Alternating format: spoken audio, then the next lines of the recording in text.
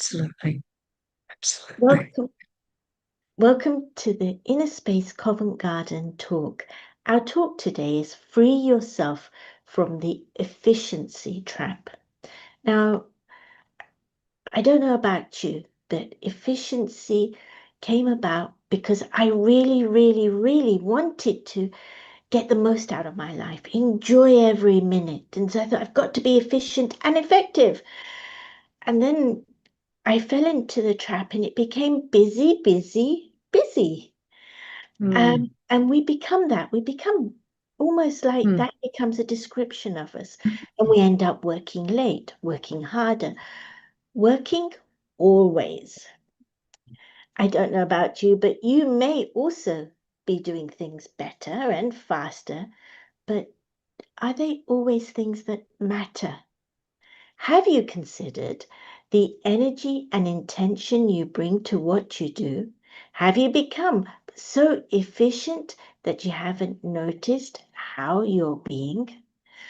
It's happened to me. So let's explore it further. Did you notice when efficiency becomes a trap?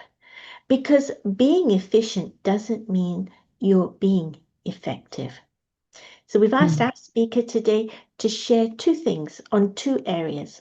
Firstly, how to free yourself from the efficiency trap. And then two, work with more ease and flow, not just more effort. That sounds lovely, doesn't it? I know it does to me. So for the last, 36 years, Judy Johnson has worked as a facilitator and coaching consultant in experiential learning, leadership development, and organizational effectiveness with governments, bodies, private sector, and community-based organizations worldwide. Judy is also an author and a co-founder of a peace festival in the city of Halifax, Canada. Judy's going to be sharing her insights for the next 40 minutes or 45 minutes. She will then lead us into a meditation. Very short, just a few minutes, but it's enough to allow what you've heard to sink into your heart. And then from there, she will take your questions. So please send in your questions via the question and answer link or the chat. And it will be my pleasure to put those questions to Judy on your behalf. Judy, over to you. Thank you.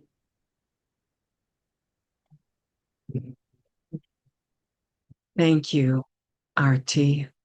And thank you to Inner Space Covent Garden for everything you do, for hosting all of us from around the world in this wonderful space, virtual space. And you've been holding this space for such a long time, honestly, both efficiently and effectively, I would say, from my brief encounters with you. This topic near and dear to my heart. I think everything that you just said, Artie Ben, would be true for me. Finding myself doing a lot and doing more and more and more, and getting better at doing more until I feel like a human doing and wonder where the being or the quality of the being is. And that even after coming to meditation. So it's a habit that it stays with us for a while and then it goes. But I've made huge headway in freeing myself from the efficiency trap. So join me as we'll explore a few little details on this. I am going to share some images, partly so that I'm not looking entirely at myself, but I will stop them at some point as well. Um, this efficiency trap, I asked a friend actually just now coming back in the car from an outing, and I asked him, so I'm doing a talk on the efficiency trap. What do you think? He's a very organized person. And instantly he said to me, efficiency is about optimizing the wrong things. I had to think about that for a minute. Optimizing the wrong things. What are the wrong things we're optimizing? And I thought a lot about getting things done, getting my to-do list, getting through it, checking it off. You know, they say efficiency is getting everything done, which I would suggest is going to be impossible forevermore. And effectiveness is doing the right things or doing things right. So we're optimizing the time and not optimizing the quality or the impact. But why do we do this? I think partly it's because we have a funny relationship with time. And most of us we have a bit of an antagonistic relationship with time. We're fighting time all the time, trying to get more of it, trying to beat it to the finish line, or we're feeling somewhat victimized by time. So I thought I'd invite you, as you're sitting at home, to just take a moment and think about what is your relationship with time. And I drew these little characters. They seem to be what I have seen in myself and others around me. And just think which of these time personalities best suits your relationship with time. So one of them, are you the slider? You know how people slide into home base or to any base when they're playing baseball. In other words, I just slide in at the last minute everywhere I need to be. I'm just rushing the door before they close it. Is that my approach? Am I the early bird where I'm always there 10, 15 minutes early and I wait?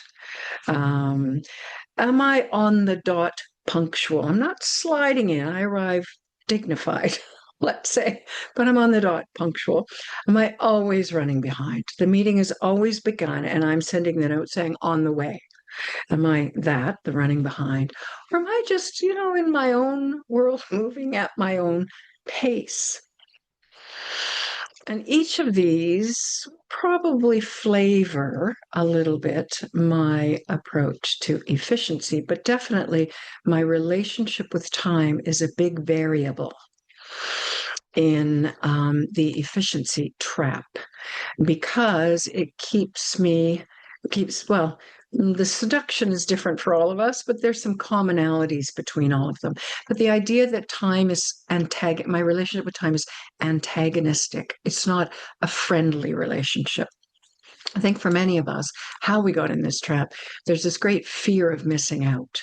If I don't do all of those things, if I'm not at all those places, if I'm not at all those events.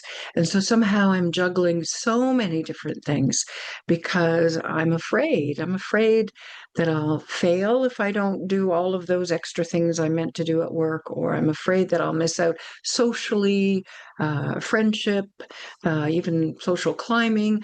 In a way, we've been sold a bill of goods that there are so many things a person needs in order to be happy or successful. And I certainly know since I started meditating, they're not so, I don't have so many things on my list. I don't fear missing out, although we can still take it with us into the meditation world. But I think this is one of the drivers behind that seduces us, gets us into the efficiency trap. This would be one of them.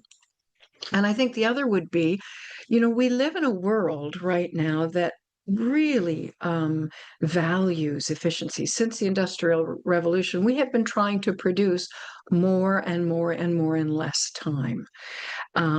Everything, everything. So we've just sped up. And, time is relative. So the faster I move, the faster it moves. That's how it works. So we're all moving faster, trying to do more in less time. So we live in a culture and an environment that's always pressuring us to do more. So we come by that naturally, that we find ourselves speeding up, trying to be more efficient. What? So that we can get to the end of all that to-do list and enjoy ourselves. But then we find I know friends here, they say, well, we work hard, play hard. Then you have to go on a really intensive holiday and it requires a lot of organizational ability and it's meant to be super fun. So now you're becoming very efficient in your off time, in your fun time to balance the hard work, the overextending at work. And so then people come home from a holiday and say, oh, I need a vacation from my vacation. So it's bleeding into every part of our life, this efficiency trap. So productivity's become a trap because the more efficient we become, the more rushed, We're trying to clear the decks simply makes space for more things to come in. This lovely gentleman wrote a book. I'll show you the picture of it. It's called 4,000 Weeks, Oliver Burkeman. I don't know if I've got the slide here for it. I hope I do. Anyways, he researched all the time management strategies that we've been doing to ourselves for the last, since the 90s. So it's 30 years now, where we can be more efficient, use time better, etc. And what it turns out is that we're actually now able to do more things because we've been so productive. In other words, it's working. All those time management strategies are working, but then where has that left us? It's just meant there's room for more things. I think we all know this with going paperless, which we didn't really do. Now there are emails coming at any time of the day and night, and the feeling you have to respond because it's so fast. So our decks are filling up, and the pressure to fit an ever increasing amount of activity into a stubbornly non increasing quantity of time in a day. That's where we find ourselves. I think the seduction, I looked at myself very closely and I thought, what keeps me trapped when I get into an efficiency trap? What is it that pulls me in and what keeps me there? And there were a couple of things. One of them was this temporary sense of satisfaction getting things done. I have this momentary sense of achievement. It's like I don't know what the drug is, dopamine or serotonin. Somebody listening probably knows, but one of those brain hormones gets released, and I feel, an elation, a temporary sense of satisfaction by getting everything done.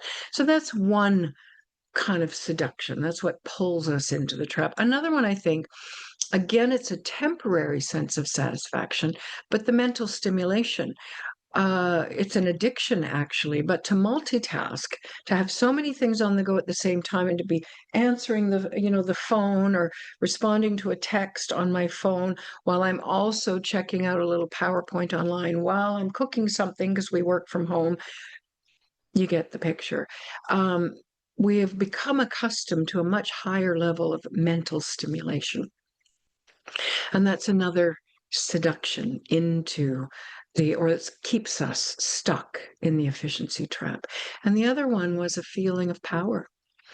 I think anyone who's been to a Brahma Kumari's inner space program would know that one of the innate qualities of the soul is power, that I have inside me an innate strength, an innate energy of resilience and determination and courage and inner power, basically. And yet, when I feel powerless, that power drains, I begin using substitutes to prop myself up. And one of them is this feeling of, juggling 10 balls, of, handling so many things. And it can make us feel powerful. And these are kind of reasons why we stay caught in the trap, I think. But then when you actually begin to notice that it's become a bit of a trap, and as Artie asked at the beginning, I'd invite you to think about, have you noticed? And if so, when did you notice? What was the telltale signal for you that you are actually caught in a trap, that efficiency has become a trap for you? And I know for most of us, it's when we just feel overwhelmed or disheartened, like emotionally a little bit hopeless or drained and tired. And many have experienced burnout. The better you get at doing a lot, the more people ask you to do. It's like that old saying, if you want something done, ask a busy person. Why? Because they have demonstrated their ability to get things done. So those of us who have quite a capacity to get things done will be asked to do more. And for our own, fun or challenge or sense of inner power might take on more. But at a certain point, we run the risk of burnout. And when that happens, we realize this is a treadmill we don't really want to run anymore. In fact, life has more to it. And do I really want to keep doing this until I drop? And then what? And then what? How can I enjoy life if I dropped? I live in a part of Canada, this Atlantic region. It's by the Atlantic Ocean, and it was the first settled part of Canada, so it's the oldest. And after everybody gets tired of Toronto and Montreal and Calgary and Vancouver because they're very high paced, high business places, they move here because it's still pretty quality oriented. But even here, people are getting overwhelmed and burnt out. So, we get trapped in this. So yes, this is the one. Oliver Burkeman wrote this great book. It was called 4,000 Weeks, and he had done the research to discover all these time management strategies work. But is it really about getting everything done, or is it about deciding what's the most important thing for me to do? And his premise, the reason for the title of this book, is that typically we have 4,000 weeks in an average human life. And so, time management, this is a quote from him, broadly defined, should be everyone's chief concern to do justice to the outrageous brevity and shimmering possibilities of our 4,000 weeks. So, I'm going to invite you now to join me for a moment of contemplation where we look at our state, our inner state. So, part of making wise decisions about how I'm going to use my 4,000 weeks is to stop for a moment. So, I'm going to ask you to join me. And even though I can't see you, I can't see what you're doing, or if you're even doing this, I will look at myself doing this. And I'll invite you just to, together with me, put your palms together and come into the namaste pose. So consider it sacred, really. I like to point my thumbs to my heart and reconnect to my heart. And then I like to be aware that all of my fingers are pointing upwards to a higher being or a higher energy field, or even just a higher purpose for my life. So I invite you just to hold this just for a couple of seconds so you become aware of it, aware of the space between your hands where the energy is flowing, aware of your own breath. And then I'm going to ask you to put your hands down. Now, this is going to take us exactly 1 minute, if I can time it properly. But I'm going to invite you to take exactly 1 minute as an experiment. Let me get my clock going here. 1 minute. Here we go. I'm going to ask you to take exactly 1 minute when I say go. And in that minute, I'm going to ask you to spend the entire minute returning your hands to this namaste pose. So this will be an exercise in patience. This will be an exercise in slowing down. And let's just see what happens to you. So here we go. The minute begins. And all you're doing is bringing your hands back and just noticing inside of you as you do that. Here we go. Begin.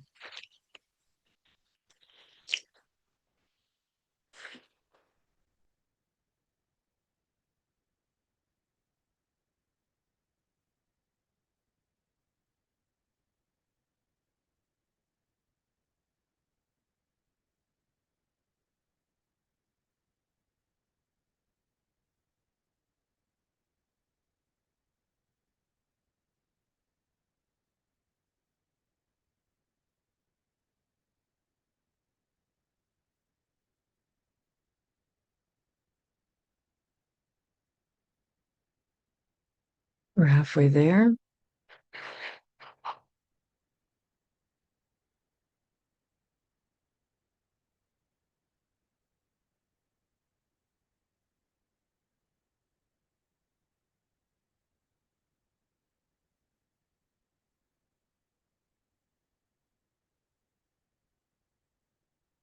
Time.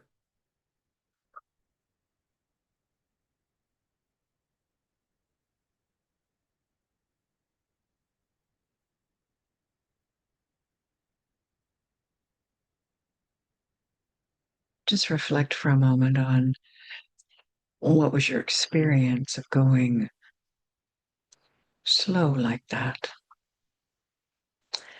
What was happening inside your body? And what was happening inside your mind?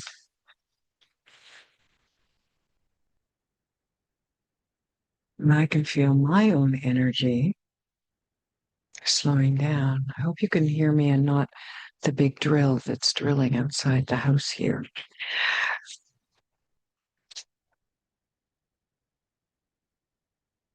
So as we move to beating the efficiency trap, what becomes really important is our ability to slow down. And when we slow down, to enjoy it, to actually notice inside what it feels like to be moving at a different pace.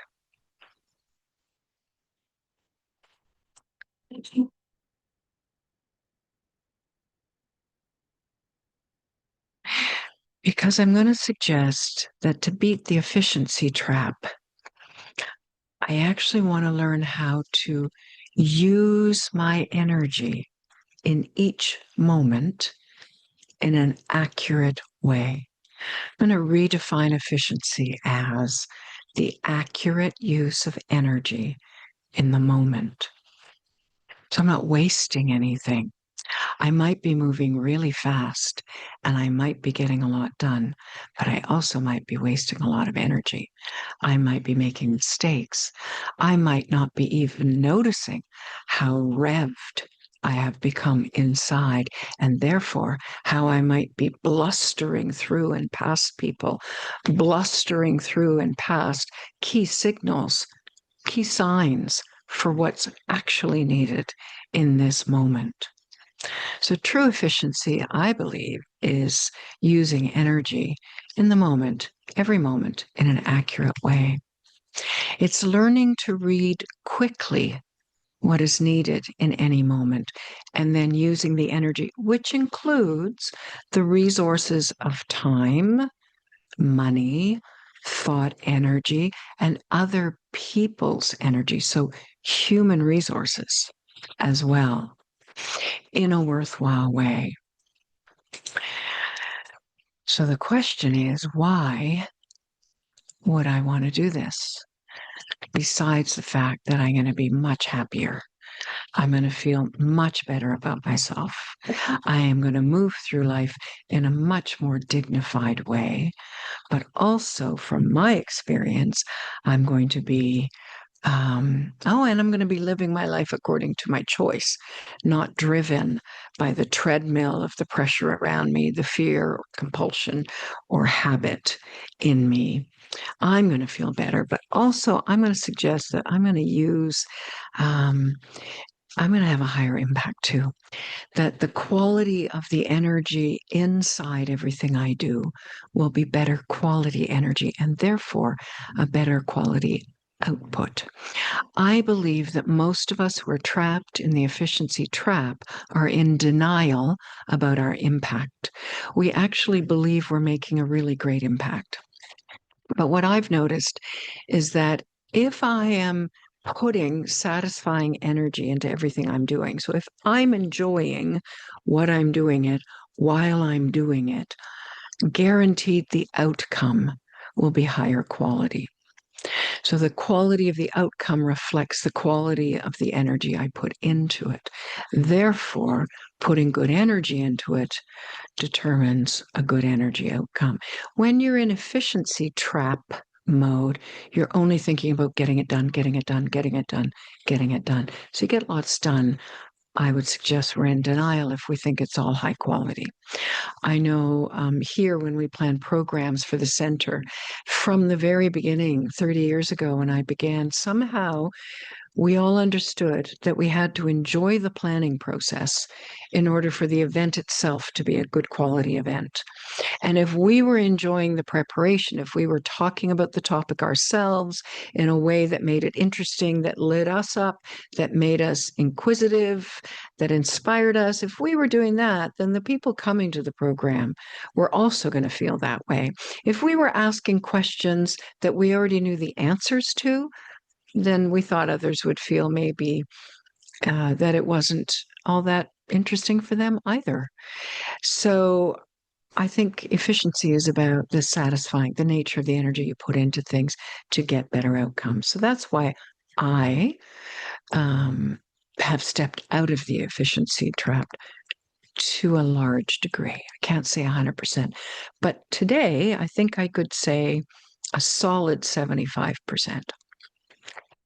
And I have good check and change mechanisms at work inside of me.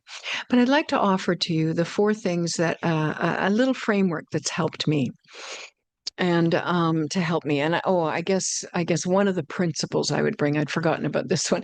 I had to fill the car with gas, and I was 10 minutes away from my destination, and the gas tank was so low. And I thought it's one of those classic scenarios: do I stop and fill the gas car with gas, petrol, or do I get to my destination on time? And of course, do the what's needed in the moment is one of the key principles to efficiency, because if I didn't fill the car with gas and I did arrive at my destination on time, then I would make another hour and a half work for myself to somehow get someone to get me gas or give me a ride to get the can. So, one of the basic principles why we have to pay attention to the moment is because I found that when I do what's needed in the moment, sure enough, I arrived. It was the other day I arrived, and nobody else had arrived at the meeting yet. So, taking the 5 extra minutes to get the gas meant I was fine, car was fine. I got here within 4 minutes, and people were all late. So, the meeting began. So, just a principle I wanted to offer. But what I've been paying attention to and making sure that I'm always keeping my attention at the right level of awareness in any situation helps me determine accurately what's needed in this moment. So I just like to share these different levels of reality because in every situation, you can pay attention to one of these three levels of reality. So the first one, when you're in the efficiency mindset or trap, you're primarily paying attention to the task. And so when you're just paying attention to the task, you're using your, you know, chess master strategist mindset. This is why we feel really smart. This is why ego gets a bit of a feed. This is why it seduces us to stay in the efficiency trap. Maybe I feel really smart or really organized, but I'm using my chess master mindset to coordinate things. So primarily, I'm in coordination mode. So I'm going out the door this morning. Can I put the kettle on? It takes me to multitasking. I put the kettle on while I'm getting the bag packed so that I can come back and get the tea. I've already started the car to make sure it's running. And, I'm constantly in this organizing, ordering, putting things in a lineup that makes sense to me in this chess game of life. So that's one level of reality. Tasks, people, activities need to be coordinated, but there's so much more going on than just the task level. But even at the task level, it's very easy to get frustrated at this level if things don't fit in the little slots that I've assigned them. And this is where the efficiency trap also invites the anger reaction, the frustration, the irritation, because whoever lines up like this, like who of the people act like this in life. They just don't. It's not realistic to apply this, especially where people are involved. So you get yourself involved in a lot of irritation and a lot of frustration. It's been a long time since I've shared this story, so I thought I'd share it here. But in whitewater canoeing, if anyone's ever done this, this is when I discovered my new relationship with time. you're in these rapids, they're going really fast. Um, you learn very quickly that this is what happens to your boat if you hit the rocks. So it's a high pressure situation. You feel life or death like.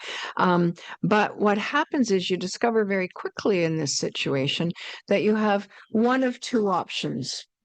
You either go faster than the river, which you can't do for a long period of time, or you go slower than the river. If you go the same speed as the river, you end up where the river's going, which is into and around the rocks, because they're crashing into the rocks and going around all that water. And then you get pinned and you die, because that's a lot of water pressure on a human body.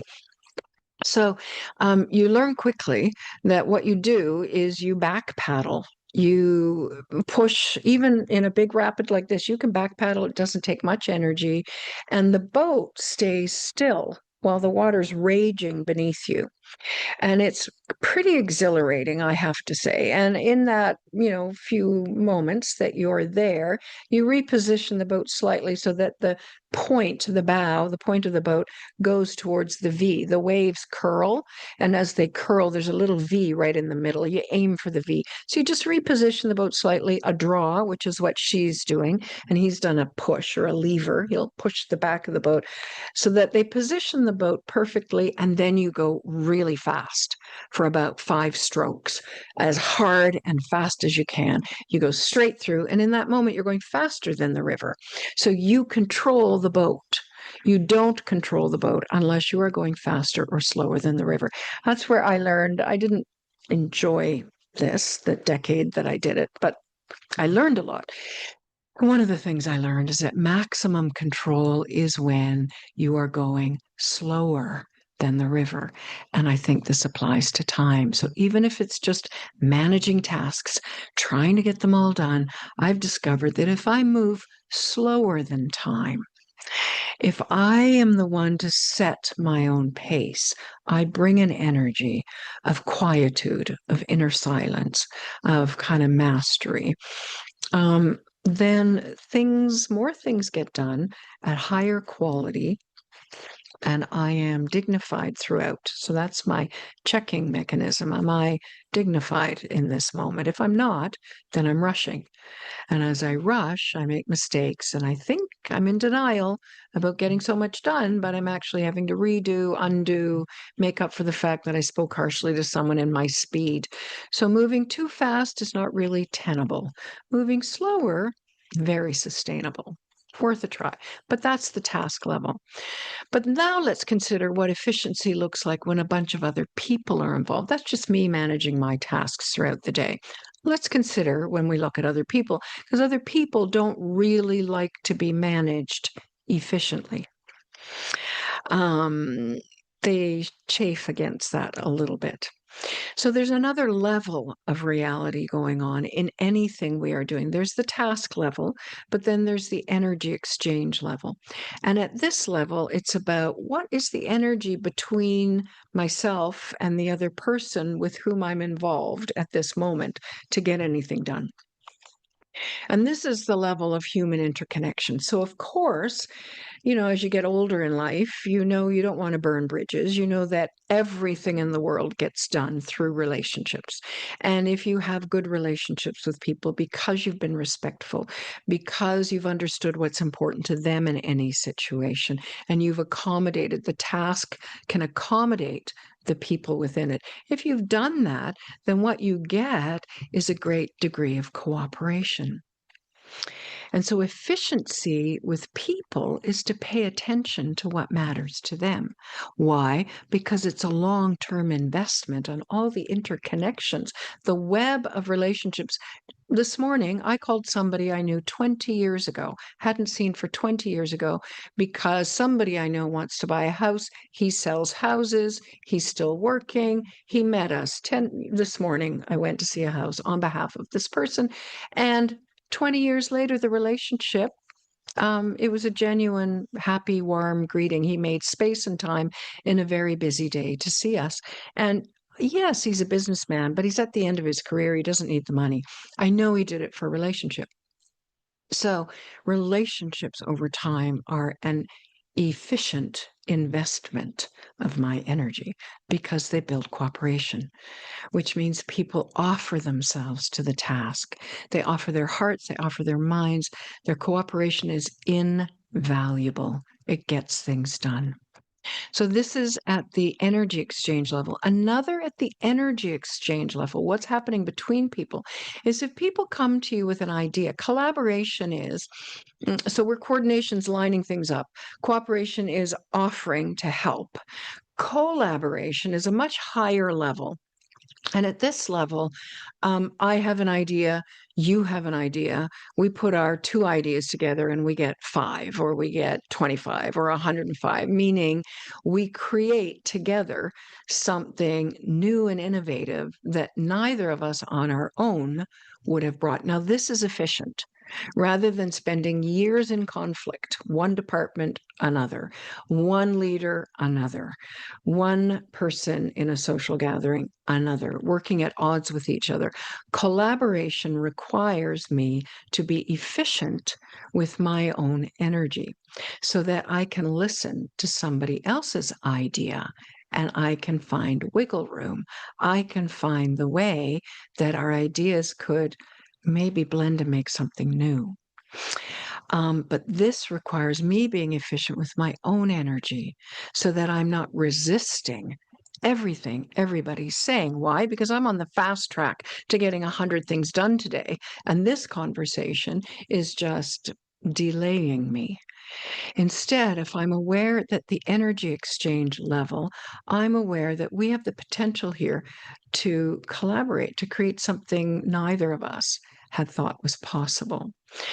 So, to be efficient with other people at this level, which is a much higher level, collaboration means to manage my own inner world so I create space to be engaging in creativity, really.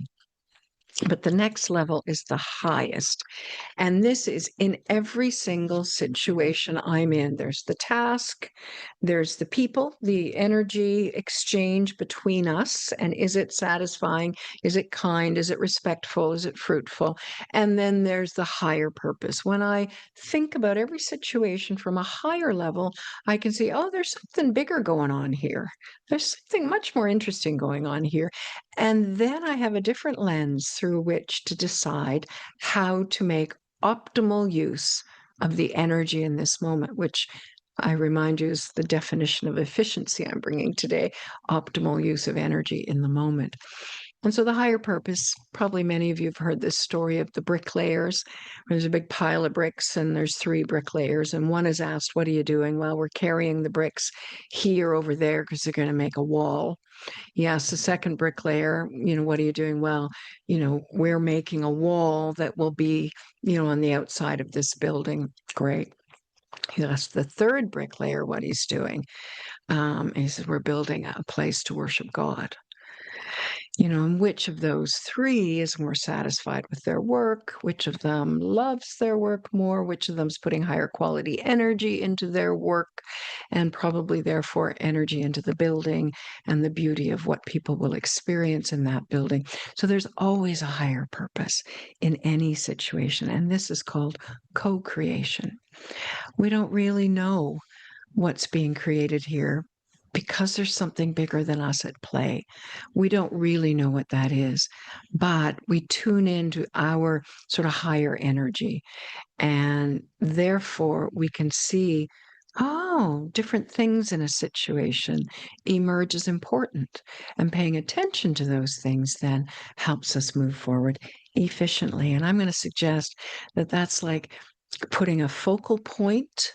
My purpose, for instance, to be peaceful, to be dignified, to contribute to the well being of others, to help others spring from whatever mental consciousness traps they're in. If that's my main purpose in life, which it is, then putting that as the center point of my life, you begin to notice that your life organizes itself around. In fact, you become the center point of your own life rather than running after a million activities and getting them all done efficiently.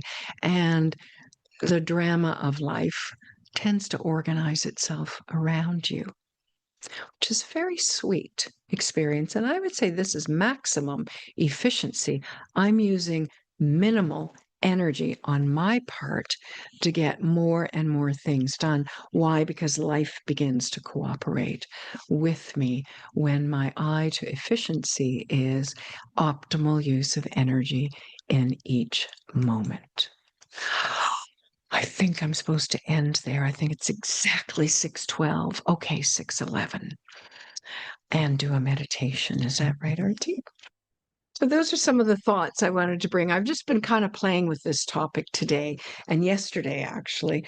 And so that's where it took me. I hope some of that made some sense to all of you listening. It's wonderful. And yes, please do take us into a meditation. Okay. All right. Let's just, even if you want to do a namaste that's very grounding, to just bring your palms together again and even to press them a little bit against each other so you feel a bit of force. And let's just imagine this is how I could relate to time a bit forcefully. This is how I could relate to all of the tasks in my day forcefully, getting them all done. And then just release. Just release those hands and let them flop on your lap and just feel how good that feels to not be forcing yourself, your energy against time, against anything. And just be seated here silently, peacefully in your own space and your own inner space, space of the soul behind the eyes, and the room in your head, metaphorically speaking, where you can be alone with yourself, you can be just who you are, and just see if you can feel your own inner vibe.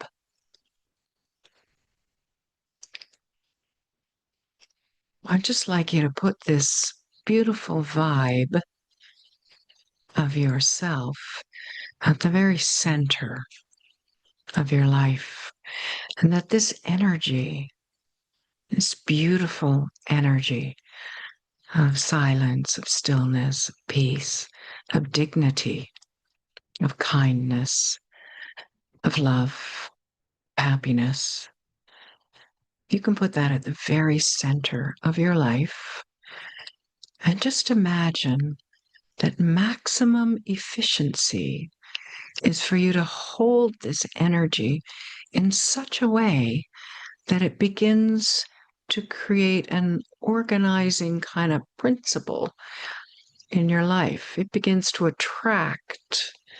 Even the energy around you begins to flow in this vibrational frequency. You begin to attract peace. Okay, for a time you might attract peacelessness as people are drawn to your peace, but let's just say then they're drawn because it gives them something.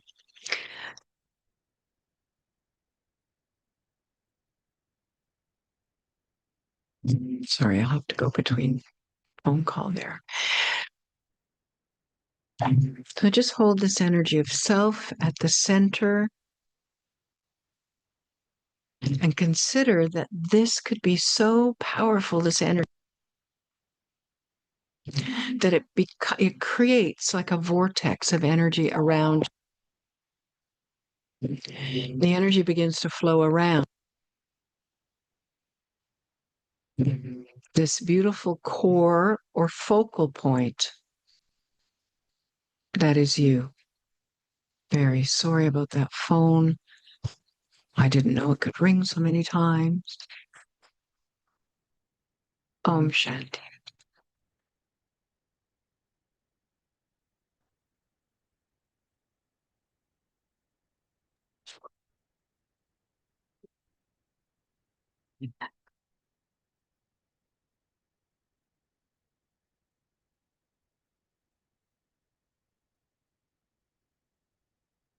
Sorry about that, Artie.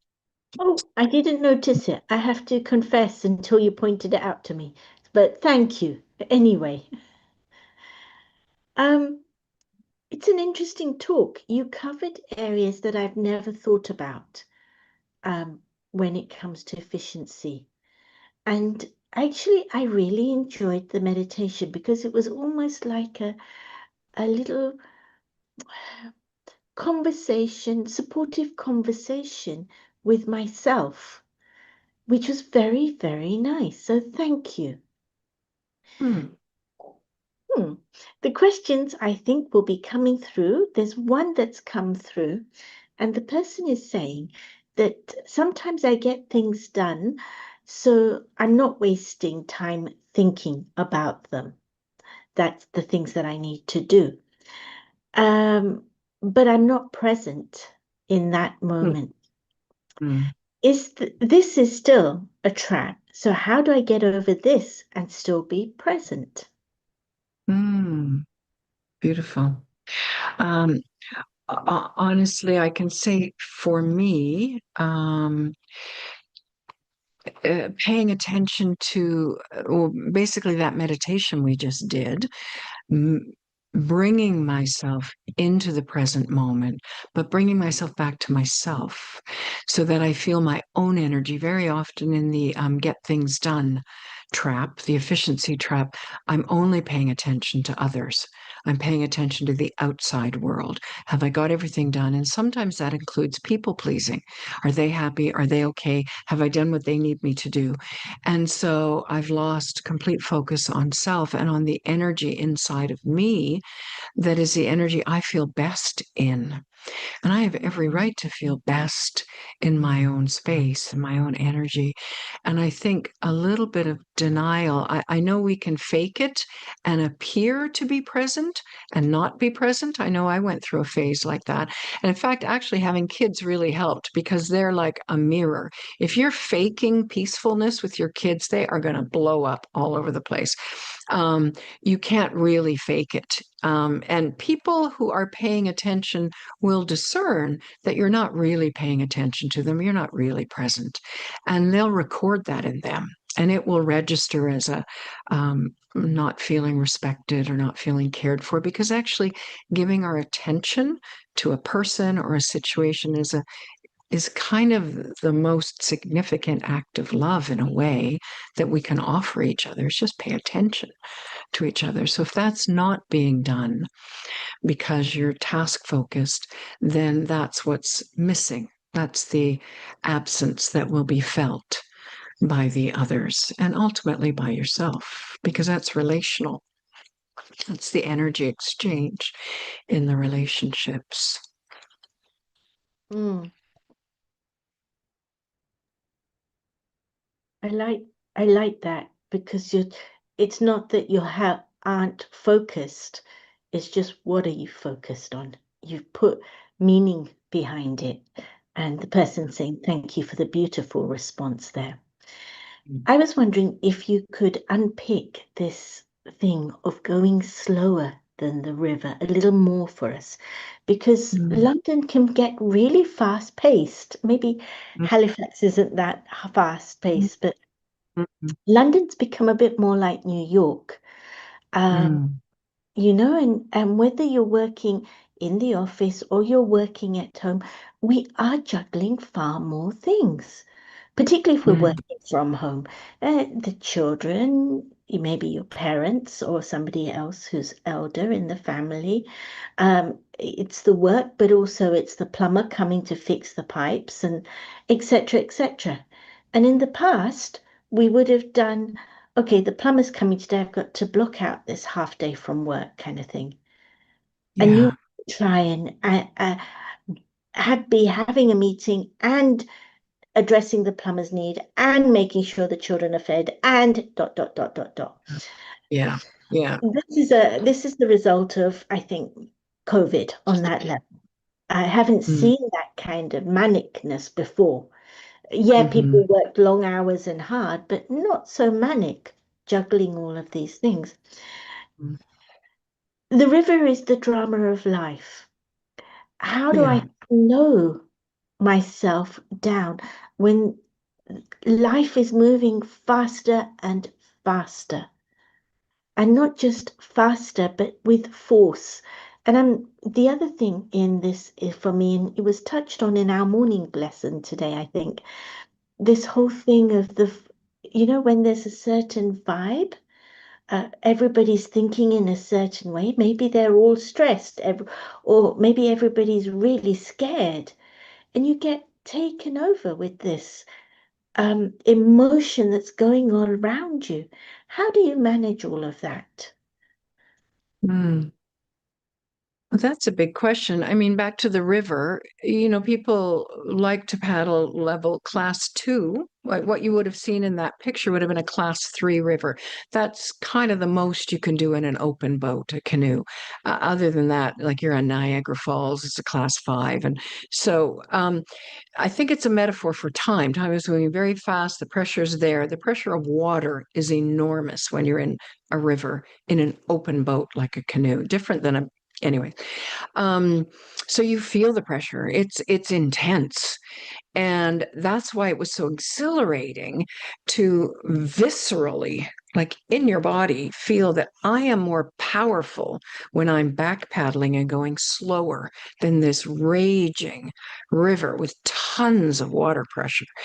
And I have had that experience with life. When I move slower, things move around me. We had an electrician this morning at the same time I was making breakfast for a group that had just arrived. And it was like, okay, I'm juggling. I can juggle. But the question was, could I do it in a dignified manner? I could rush from kettle on, coffee pot on, bread being sliced, to, oh, do you need a measuring stick, whatever. I could do that, and I could do that at a fast pace, and I would feel undignified. And that's where I lose my 25% marks, is that I would tend in a situation like that to do it quicker than I know I need to. I don't need to move that fast. The electrician would be very happy if I was 2 minutes. It took me 2 minutes to get there instead of 30 seconds. I know the people having breakfast would be perfectly fine. In fact, if I'm creating a vortex vibe, of, then they might feel, oh, maybe we shouldn't have come for breakfast. She's too busy. Or instead, and this is where I say I lose my 25% marks. I'm moving midstream for me. I'm not moving super fast. So I'm still dignified, but I know I could move slower because I'm feeling compelled to move fast, which is like the experience of the river. Whenever you're compelled to move fast, you're being worked on by the external forces, right? And so to just even put a full stop, to just put a break, to just slow myself down even slightly, the reason why I'm doing it is because it makes me more dignified, and I understand intellectually it's going to create a better quality energy for the people around me who I'm actually hosting. But the reason why I continue to do it is because it feels powerful. I know I am reclaiming agency, my mastery, my control, not of the situation, but of myself. And in that moment, it feels really good. That's why I keep doing it. And that's why I keep practicing. And that's why I'm getting better, which is why I'm at 75%. And someday I'll be at 80, and then I'll be at 85. But yes, we're all under that pressure right now, all of us. And I mean, for those who are working from home, I mean, I'm self employed. So as a consultant, I can organize my time. So I can make sure the electrician's coming at a different time than a big work meeting. Typically, not always, but typically. For those who have to, meetings are scheduled for them. And I know people take leave from a meeting by simply turning their camera off and talking to the electrician. That happens all the time. Um, so, not to feel bad about that if you have to do that, because you are at home and you do have to do that. But I think it's about the dignity we allow ourselves by giving ourselves the permission to bring a higher quality energy to every situation, knowing everyone will benefit and knowing the outcome will be better quality. Certainly, by the time I reach the end of the day, I'm not a frenetic mess anymore and, flopping on the pillow. I can get to bed quite fine. And I didn't waste a lot of energy by moving too fast in the day. So to me, that's what the efficiency angle is. It's not wasting the energy. Okay, now the questions are coming in fast and furious, I'm afraid. So the next question I have for you, which is very interesting, is what if you are working with your own energy at your own pace, but your colleagues at work or your boss at work turns around and says you're not keeping up and you could lose your job. You're trying to avoid the efficiency trap, but you're in this other situation now. How do you balance that? I know many people right now who are working way too many hours, and their family life is suffering. Their health is suffering. Somebody recently had quite a health scare, and suddenly the boss became very compassionate and said, "Take whatever time you need." It was a very severe health, and it was sudden. And maybe the boss felt guilty that pushing him too hard. I don't know, but I know we're many people are experiencing this right now, and we make a choice. Okay, I work until X time and then I'm completely off, versus dribbling my work into my home, and I'm not doing either well. I'm not really being with my family because I'm paying attention to work, and I'm not really paying full attention to work because I'm trying to play checkers with my daughter or whatever. So I think at some point we make our own inner boundaries that we feel we can live with. And then we look at, okay, if I really can't keep up inside that boundary, inside those 8 hours I have given to this place, because I need the money or because, um, if I'm still not keeping up, then it's important to investigate why not. Like, is the work, is it not pleasing? Is it not, am I not suited? Does it not fit? I mean, is it really that this person and the expectations of this place are so completely unrealistic that nobody can meet them? Then how is everyone else managing to do that? Is it me? Or is it, somehow there's something else going on here? But I think we have to take the time to consider this for ourselves. Is this what I want to do? Is this sustainable? Is it tenable? I know people making shifts to, and I mean, maybe this is easy for me to say, I don't know, but I made a choice about 30 years ago that I didn't need a lot to live. I don't live in London where rent is exorbitant. I don't live in an extremely expensive place. But I know that I dropped the quality of my life is very internal. I have a very rich, make your own fun life. I don't need a lot of external things that are expensive. So I dropped my wants in order to meet the financial. Um, I decided only to work 3 days a week because I wanted to have a better quality life with my kids. And that meant I couldn't buy as many things. It meant that we had cheaper things. It meant that we had fewer things. But I know these kids did not miss the quality of having a mom with them who paid a lot of attention to them and made magical fun for years. So we all make our choices, and I'm not saying it's easy at all. And I would say, please take care of your health. Please take care of yourself, because what else are you going to do? You need to take care of yourself. And I feel like that's another definition of efficiency, is to make sure that I'm investing in the energy that is me so that I'm sustainable to do the work I need to do. I need to take the reflection time. I need to take a little time out. I need to ask myself the deep questions about, what do I really want? What kind of life do I really want? Because being on the treadmill is exhausting. And if you never get off it to examine, is this what I want? Then you will be on it just until you drop. And so, yeah, please take care of your health, take care of yourself, find whatever moment, learn to meditate, go to RT, be at inner space more. You will discover that inner power you need.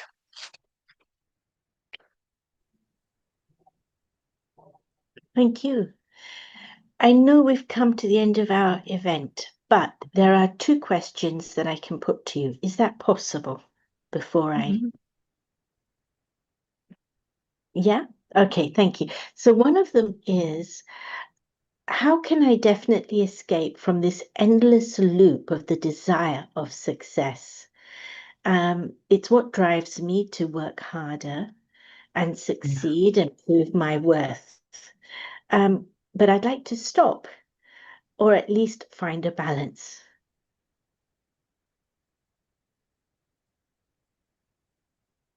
I guess each of us has to define for ourselves what success means. For me, it meant creating a beautiful quality life for those children. And that quality of life was making our own fun, being independent, being creative. So it didn't require a lot of external stimulation. So you have to define what success is for you. Success for me is contributing to people's lives with a quality of energy that makes them feel powerful, makes them feel uplifted. And so for me, that's success. So defining it that way means I have to take care of myself. It becomes a priority that I'm bringing the proper energy to every situation. So, may I suggest that you really just think through what does success mean to you? And have you bought a notion of success that doesn't fit you anymore? Is it really the fear of displeasing people? You know, what is really behind this agitation around or this drive for success? Is it the fear of not, you know, what is it? What is it behind that? And some sober second thought, some deep reflection around what does success really mean for you? What does make you happy? What makes you feel good about yourself? And the dignified, you know, it's that I'm walking with a degree of self respect. I'm not a frenetic mess racing after the next a bit of praise or the next admiration or the next raise or the next promotion or the next external indicator of my value. To me, that's what dignified. So, what makes me happy? What makes me feel dignified? I think would define a successful life, but we all have to define it ourselves. I love that. And that actually goes into the next question, which is about um, what is this dignified way that you're talking about? Could you unpick it a little more so that I have a clearer picture? Oh gosh. I have role models. If any of you have met, you know, any of our seniors, we have some seniors in the BKs who are very dignified. Maybe another word would be gracious. You know, when you're tired at the end of the day and people are staying and they want to talk at the front door, inside, am I feeling like, oh, I just want to go to bed? I'm so tired. But outside, am I actively engaged and generous with my attention, my heart, my mind? Does the vibe gracious? Am I caring for them in that moment? That's so gracious, maybe would be another word I might use for dignified. But I know the difference inside of me of when I'm kind of head down and working so hard and so fast that I look from the outside, I can see myself bent over, working hard, working fast, and I'm frenetic. There's nothing dignified about how I look from the outside versus am I standing upright and stable and sincere in my own inner energy of self respect. I guess I know the difference between when I'm racing after something or when I'm rushing and when I'm actually just kind of peaceful in this moment. So I guess that's what dignified would mean for me. Mm, lovely. Thank you, Judy. Thank you so much for making our e- evening here in London, or if you're watching it later, wherever time it is, so special. Really, so very special. Um, Thank you. it's always a delight to be with you. I have to say that I always feel whenever we've had a conversation, I always leave feeling richer and lighter. So thank you so much. Feeling is mutual, Artie. Thank you. And thank you to everyone out there. And please slow down and take care of yourselves.